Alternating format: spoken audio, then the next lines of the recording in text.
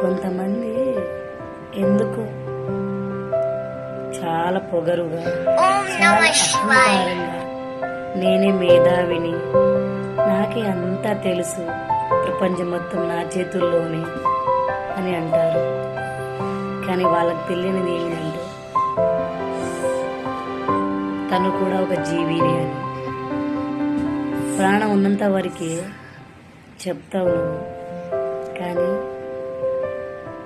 అది వెళ్ళిపోయిన క్షణమే నీకు ఏమీ ఉండదు. కనీసం ఇంత సంపాదించాను అని ఎంతలా మురిసిపోతావు. నీ వంటి మీద చిల్లి గవ్వ కూడా ఉంచరు. అదే నీ బ్రతుకు. ఎందుకు చిన్న చిన్న వాటికి అలుగుతారు? ఉన్నది ఒకటే జీవితం. సంతోషంగా ఉండండి. అర్థమైందా?